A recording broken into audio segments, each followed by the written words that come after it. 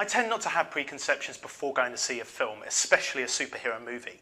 But I ended up thinking this film will be a good complement to the MCU, Marvel Cinematic Universe, but it might not be a strong standalone film. Well, I'm going to talk about the deal with the reel right now.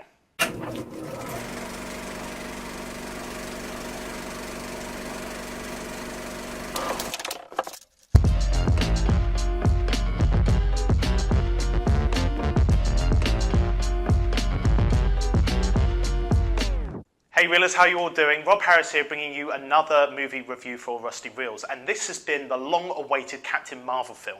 The film that those who have been cold-turkeyed since Infinity War, Ant-Man and the Wasp, and just jonesing for another injection of MCU to keep them going just another couple of months until Endgame. Less than 2 months, people! The film is set in the 90s, so chronologically this takes place after Captain America the First Avenger and before the first Iron Man. We're introduced to Brie Larson's character Vers, or Carol Danvers, a powerful warrior part of a race called the Kree. Her adventures lead her to Earth, tracking down an enemy shape-shifting race called Skrulls. She is part of a group of Kree warriors called the Star Force. Basically the Galaxy Police or Space SWAT, Cosmos Marines. Jude Law is part of this crew, and he plays Yonrog, who is like Carol's mentor, but he isn't as prominent as you would think so from the trailer. I think Brie Larson really performs well in this role. She's fun and comes across in her character as strong and confident, as I would expect her to be, and her comical timing is also very good, and there are some expected Marvel chuckles in this movie. I love her character. She is a very take charge, we'll do things this way. She's the shot caller. The dynamic between her and Nick Fury is fun to watch. They have this kind of buddy cop thing, and that's towards the beginning. But then as the film develops, and I'm stealing something here from Samuel L. Jackson's interview, they become compatriots by the end. You could also say comrades, companions, confederates, colleagues, co-workers, chums, consociates. How many other C words? Not that C word. Speaking of Samuel L. Jackson, he is back as Nick Fury, but he isn't quite the bureaucratical cynic that we see in the later Marvel films. He's more of a desk worker, a little bit more of a newbie at this point in time, and Carol is the first superhero that Fury has come across, which sets him on the path to where the character is in the more modern MCU films. The experience of Captain Marvel greatly influences his thoughts and that the Earth will need heroes, people of unique abilities, if the Earth was ever threatened again. So this kind of starts him thinking about the Avenger Initiative. So as I said, Jude Law isn't as prominent in this film as the trailer would suggest.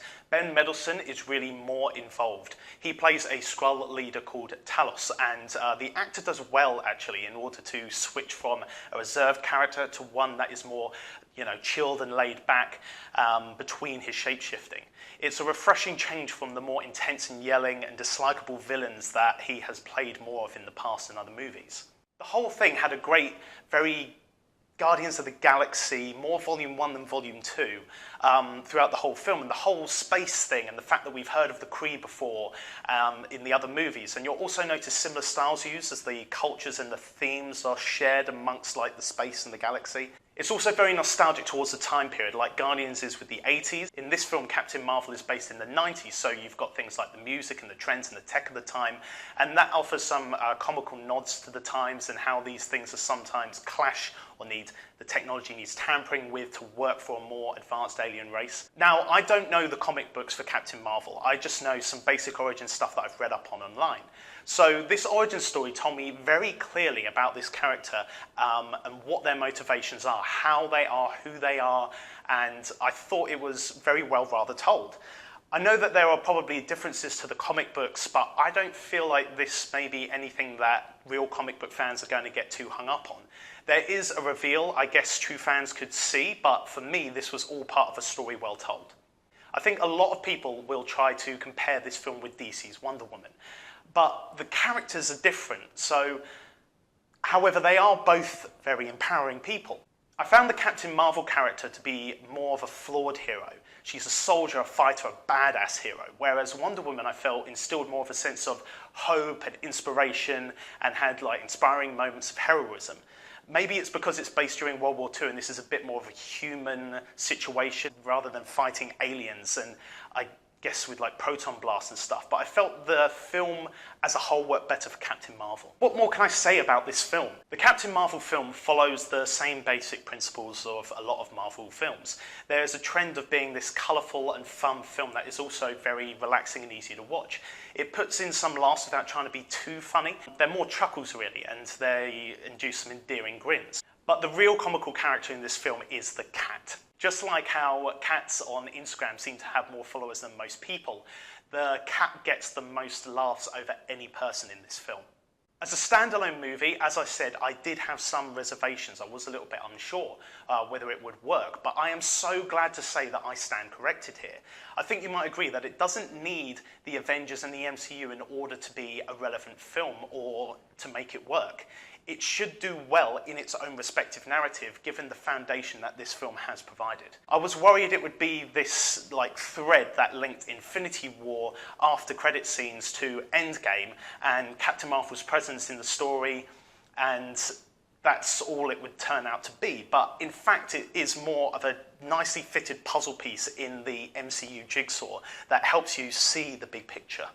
One slight negative I have, and I feel we didn't get to see Captain Marvel's full power level in this film. She's meant to be one of the most powerful heroes in Marvel, and she glows, she's a fighter, she's strong, but you see Hulk and Thor fighting in Ragnarok, and they're exchanging these massive blows, and Hulk is fighting Thanos in Infinity War, and Hulk gets beat down. I just didn't get the impression that Captain Marvel would be able to dish out and take the same blows that those kind of beings have been doing to one another. But then again, we see Thor's power grow through his time in the MCU, so maybe we're only then getting a glimpse of Captain Marvel's power before Endgame. As for additional scenes, there is a mid-credit scene, but there will also be an after-credit scene, so make sure you stay in your seats once the credits start rolling. There is also a special note I want to make about a lovely tribute to Stan Lee, which is at the very beginning. It is just great. You can't miss it, and I think it's a really nice tribute to the legend that was Stan Lee. A very enjoyable film. I am so ready for Endgame now, so this film is going to be getting 4 reels from me. So, have you seen Captain Marvel yet? What did you think? Did you agree or did you disagree with what I had to say? Let me know what you think and comment below on the Deal with the Reel.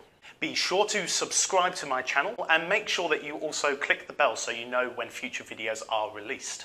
If you enjoyed this review, make sure that you give it a like. If you want to see more of my reviews and other videos, just head on over to Rusty Reels and check out more there. Really, the best thing you can do is subscribe. Everyone, as always, and in the meantime, just be real.